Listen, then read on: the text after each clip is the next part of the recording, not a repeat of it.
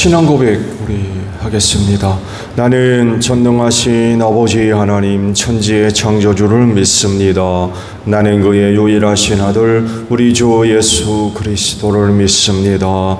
그는 성령으로 잉태되어 동정녀 마리아에게서 나시고 온디오 빌라도에게 고난을 받아 십자가에 못 박혀 죽으시고 장사된 지 사흘 만에 죽은 자 가운데서 다시 살아나셨으며 하늘에 오르시어 전능하신 아버지 하나님 우편에 앉아 계시다가 거기로부터 살아있는 자와 죽은 자를 심판하러 오십니다.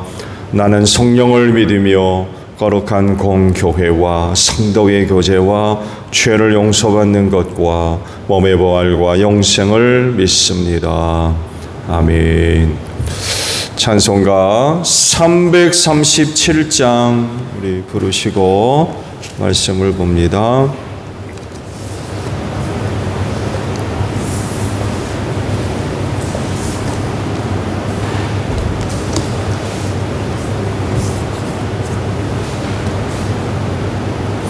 (387장이에요) 멀리 멀리 갔더니 처량하고 권하며 슬프고 또 외로워 정처 없이 다니니 예수 예수 내 주여 지금 내게 오셔서 떠나가지 마시고 길이 함께 하소서.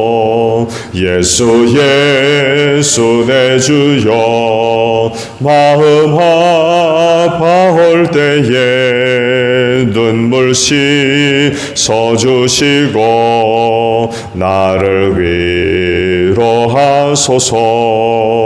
예수 예수 내 주여 지금 내게 오셔서 떠나가지 마시고 길이 함께 하소서. 다니다 가실 때에 쓸쓸한 것 만나도 홀로 있게 마시고 주여 보호하소서.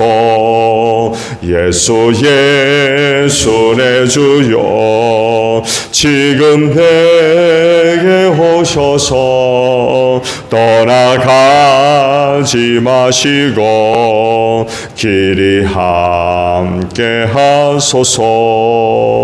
아멘. 말씀을 봅니다. 열왕기하 23장 21절에서 30절까지 보겠습니다. 열왕기하 23장 21절로 30절이에요. 왕이 온 백성에게 명령을 내렸다. 이 언약책에 기록된 대로 주 당신의 하나님께 감사드리는 유월절을 준비하십시오. 사사들이 이스라엘을 다스리던 시대로부터 이스라엘과 유다 왕들의 시대에 이르기까지 어느 시대에도 이와 같은 유월절을 지킨 일은 없었다. 요시야 왕 제18년에 이르러서야 비로소 예루살렘에서 주님을 기리는 유월절을 지켰다. 요시야는 대제사장 hil기야가 주님의 성전에서 발견한 책에 기록된 율법의 말씀을 지키려고 유다 땅과 예루살렘에서 신접한 자와 박수와 드라빔과 우상과 모든 혐오스러운 것들을 눈에 보이는 대로 다 없애버렸다. 이와 같이 마음을 다 기울이고 생명을 다하고 힘을 다 기울여 모세의 율법을 지키며 주님께로 돌이킨 왕은 이전에도 없었고 그 뒤로도 다시 나타나지 않았다. 그러나 주님께서는 유다에게 쏟으시려던 그 불타는 진노를 거두어 들이시지는 않으셨다. 므낫세가 주님을 너무나도 경노하게 하였기 때문이다. 그래서 주님께서는 이렇게 말씀하셨다. 이스라엘을 내가 외면하였듯이 유다도 내가 외면할 것이요, 내가 선택한 도성 예루살렘과 나의 이름을 두겠다고 말한 그 성전조차도 내가 버리겠다. 요시야의 나머지 행적과 그가 한 모든 일은 유다왕 역대지략에 기록되어 있다. 그가 다스리고 있던 때에 이집트의 바로 느고 왕이 아시리아 왕을 도우려고 유프라테스 강 쪽으로 올라갔다. 요시야 왕이 그를 맞아 싸우려고 무깃도로 올라갔으나 바로 느고에게 죽고 말았다. 요시야의 신하들은 죽은 왕을 병거에 실어 무깃도에서 예루살렘으로 옮겨와서 그의 무덤에 안장하였다. 그 땅의 백성이 요시야의 아들 여호아하스를 데려다가 그에게 기름을 붓고 아버지의 뒤를 잇게 하였다. 아멘. 오늘 아침에는요 26절에 있는 말씀을 함께 나누려고 합니다. 26절 상반절에 있는 말씀이에요. 그러나 주님께서는 유다에게 쏟으시려는 그 불타는 진노를 거두어 들이시지는 않으셨다라는 말씀입니다. 먼저 말씀 배경을 좀 설명을 드리면은요, 29절을 보게 되면 요시야 왕이 애굽의 바로 느고와의 전쟁에서 전사하는 그런 그 말씀이 간략하게 기록이 되어졌죠.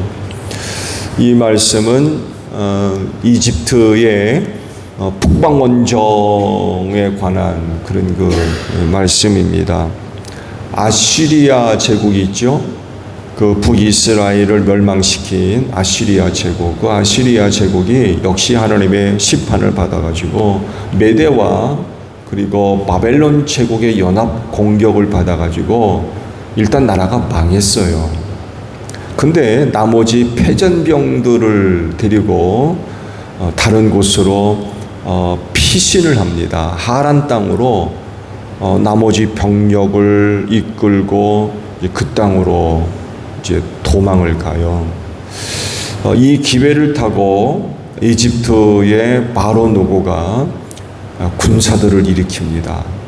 군사를 일으켜서 그 하란 땅으로 피신한 아시리아의 패잔병들을 돕습니다. 도우려고 이제 위로 올라가게 되죠. 말씀을 드린 대로 남쪽 세력, 이집트죠. 남쪽 세력이 커지게 되면 팔레스틴 지역을 거쳐서 아시리아나 바벨론 제국으로 올라갔어요. 역으로 북쪽에 있는 세력, 그러니까 티그리스와 유프라테스 강을 중심으로 한 문명이 발전하게 되면, 세력이 커지게 되면 나일강 쪽으로, 이집트 쪽으로 세력을 또 확장을 해요. 그러려면 팔레스틴을 꼭 지나가야 됩니다. 바로 남유다나 북이스라엘을 거쳐야 돼요. 거기를 거쳐서 올라가야만 해요. 다른 길은 없고. 이제 이집트의 느고가 군사를 일으켜서 아시리아 제국을 도우려고 원정길에 오릅니다. 이유는 일단 아시리아 제국이 망했거든요. 일단은. 근데 이제 그 패전병들을 도우면서 바벨론 제국을 공격하려고 했죠. 그러면서 이집트의 세력을 확대시키려고 하는 그런 그 욕심이 있었나 봐요.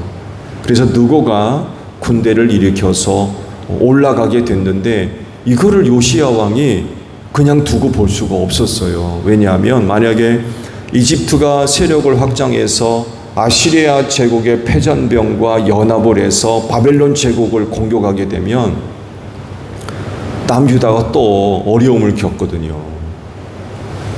이전에 그 남유다도 아시리아 제국으로부터 굉장히 시달림을 받았거든요. 북이스라엘은 망해버렸고 이걸 눈으로 목격을 했고 아시리아 제국으로부터 압제를 받았을 때 많은 그런 그 고생을 했기 때문에 다시금 아시리아 제국이 일어서게 되면 또 곤란한 일들이 발생하거든요. 그러니까 아시리아 제국을 돕지 못하도록 요시야가 군대를 일으켜서 가로막았어요. 못 올라오게. 바로 그 전쟁을 여기서 얘기합니다. 근데 그만 요시야 왕이 그 전쟁에서 전사를 하게 되죠. 정말 물론 하나님의 뜻과 섭리 가운데 일어난 일이겠습니다만에도 남유다의 입장에서 보게 되면 젊은 나이에 요시야 왕의 그 전쟁에서 전사했다는 건 굉장히 안타까운 그런 그 일이 되어버렸어요. 그리고 나서는 남유다가 회복되지를 못해요. 요시야 왕 때 다시금 남유다가 기력을 찾는 이런 그 기회가 됐는데 그만 젊은 나이에 전사를 해버려가지고 남유다가 그 뒤로는 다시는 일어서지를 못합니다. 신앙적으로도 그렇죠. 그 시대에 신앙개혁운동이 일어났잖아요. 근데 자리를 못 잡고 그만 중단돼 버렸어요. 그 요시야 왕이 왕위에 올라서 오랫동안 남유다를 통치를 했다면 그의 신앙개혁운동도 자리를 잡았을지 몰라요. 근데 그만 그렇게 전사함으로 인하여서 신앙개혁운동도 중단돼 버립니다. 흐지부지 돼 버려요.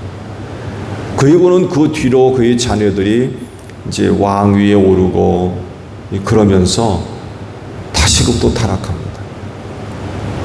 그러면서 급격하게 몰락을 해요. 신앙적으로도 완전히 추락해버리고 결국 남유다도 망하는 길을 가게 된 거죠. 그걸 오늘 말씀이 기록하고 있는 거예요. 하나님의 불같은 진노를 거두지 않으셨다.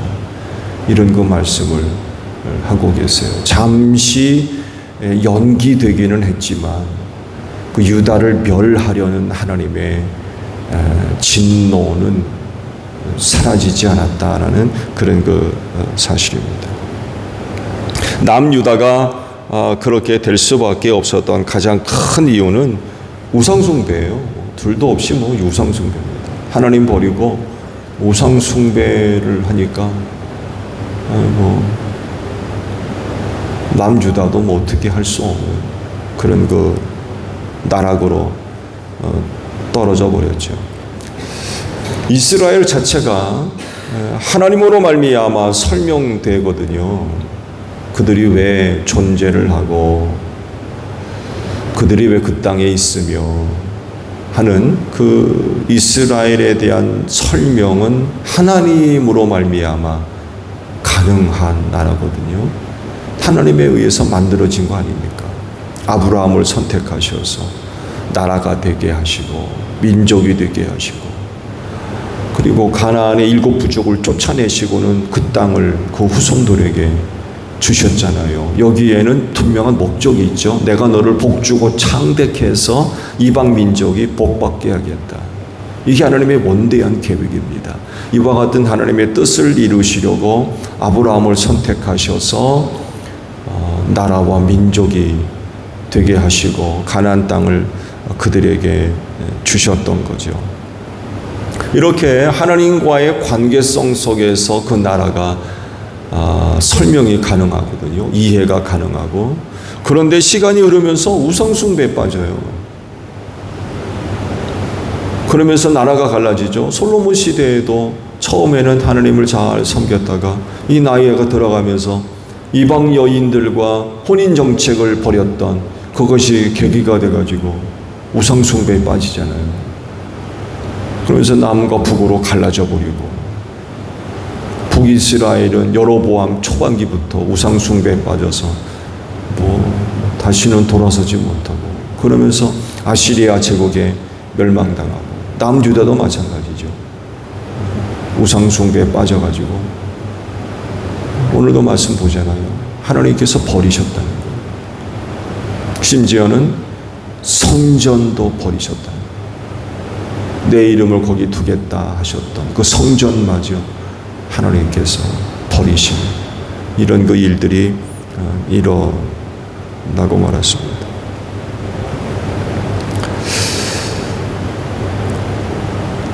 그런데요, 우리가 또 다른 시각으로 바라보아야 할 부분이 있어요. 그건 다른 것이 아니라 그런 가운데, 즉 남유다가 신앙적으로 무너지고 또 국운이 다하는 시대에 남은 자들입니다. 그러니까 남유다가 그렇게 부패하고 타락을 해도 모든 사람이 다 그렇게 된 건 아니라는 거예요. 그런 가운데에도 야훼 신앙을 갖고 있었던 사람들이 소수가 있었다는 거예요. 그들은 어떻게 할 거냐는 겁니다. 하나님을 잘 섬기는 남은 자들, 그 야훼 신앙을 잘 간직하고 있었던 사람들은 그 시대를 어떻게 살을 겁니까?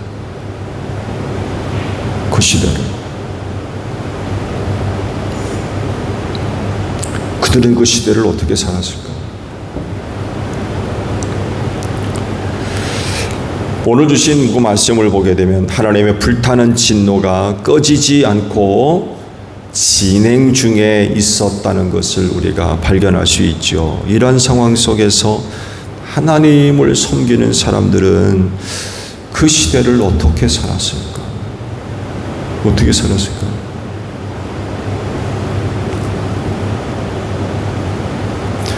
하나님의 불타는 진노를 거두지 아니하셨다라는 그런 그 말씀은 결국 또 다른 이야기를 하죠. 남유다가 점점 더 타락하고 부패하게 되었다라는 그런 의미가 포함되어져 있습니다.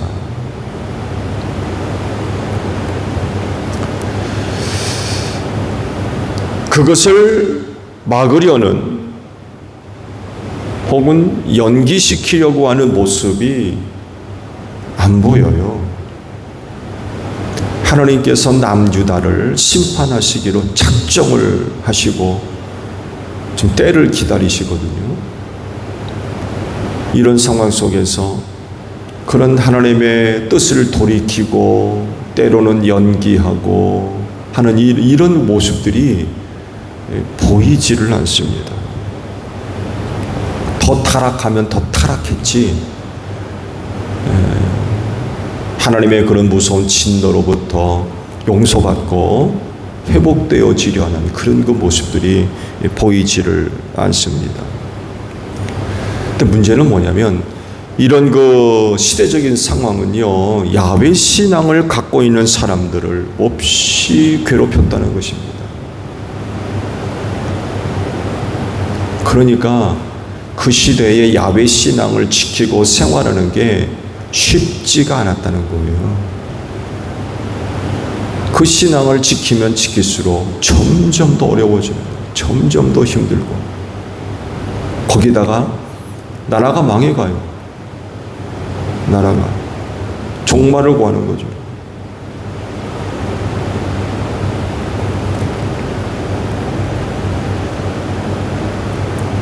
이런 그 상황 속에서 야훼 신앙을 가지고 그들이 그 시대를 어떻게 살았을까? 그 말씀을 드린 대로 아마 결코 쉽지 않았을 겁니다.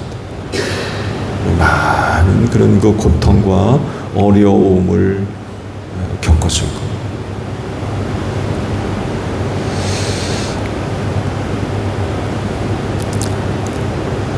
오늘 우리가 살고 있는 이 시대, 주의 재림이 임박한 그런 시대적인 상황을 우리가 직시하고 있습니다.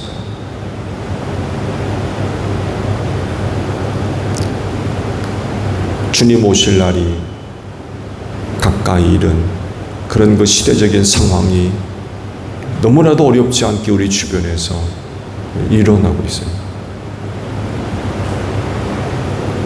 이런 그 시대적인 상황 속에서 그리스도인들로서 이 시대를 어떻게 살아야 될 거냐. 이와 같은 물음이 남유다의 종말을 앞두고 야훼 신앙을 갖고 살았던 사람들과 비교가 되는 거죠. 어떻게 살 거냐. 그들은 어떻게 생활했을까.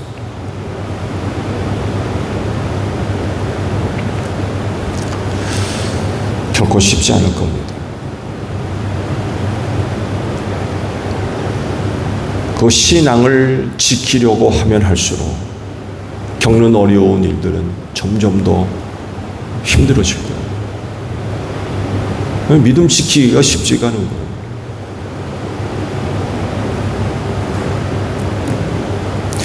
거예요. 지금 남유다의 상황에 말씀을 드렸는데 그 시대에 야훼 신앙을 갖고 그 신앙을 지키려고 했던 사람들의 생활이 보통 어려운 게 아니었을 거예요. 왜냐하면 요시야가 죽고 난 이후에 남유다의 신앙적인 상태가 이건 뭐 정말 완전히 무너져 버립니다.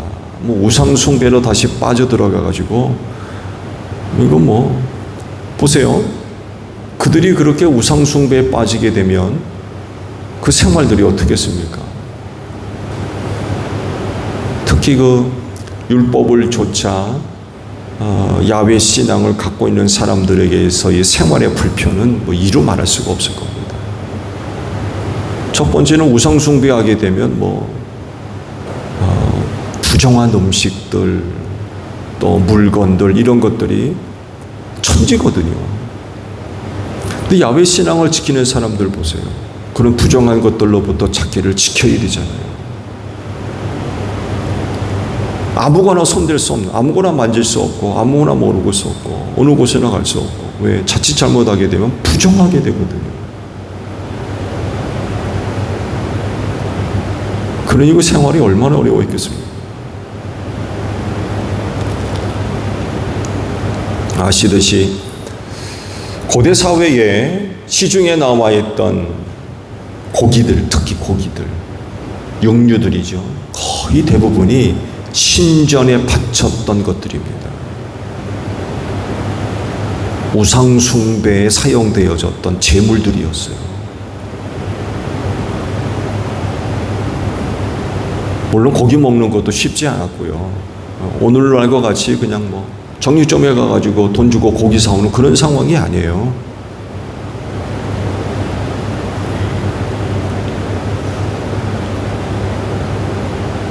그런 물건들이었기 때문에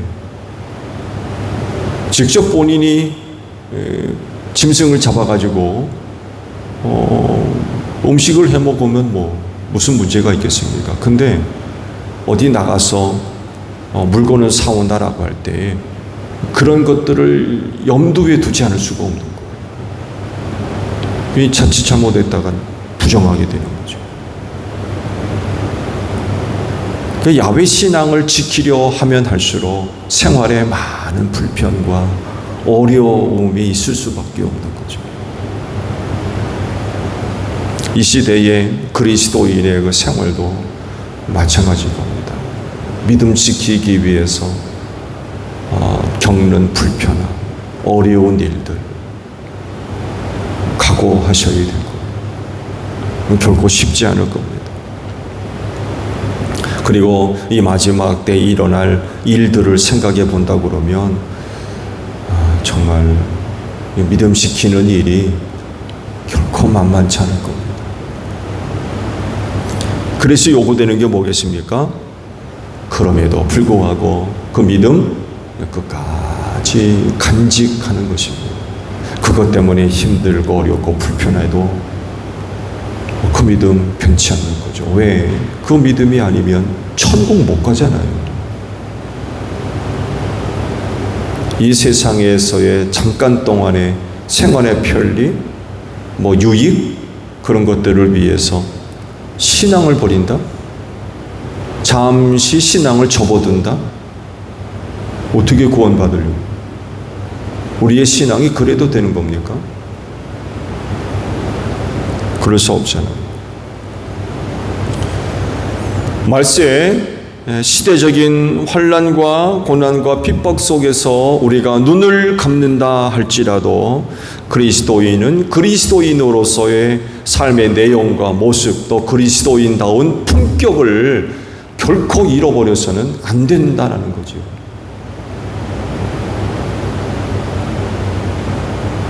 이 말씀을 드린 대로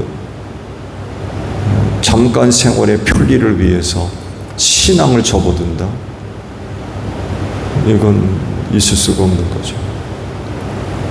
그리스도 안에 약속된 하나님의 은혜를 생각해 본다고 하면 그 믿음 흔들리지 않도록, 무너지지 않도록 잘 지키는 것, 그리고 이 시대에 요구되고 있는 그런 그 모습들인 것 같아요.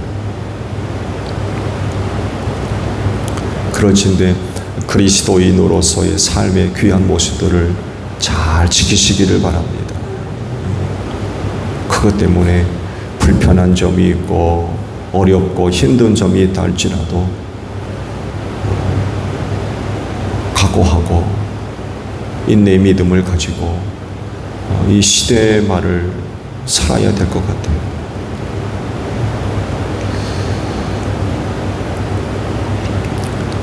오늘 짧은 하루지만 여러분의 삶의 자리에서 아름다운 모습으로 신앙들이 지켜지고 고백되는 귀한 하루가 되시기를 바랍니다.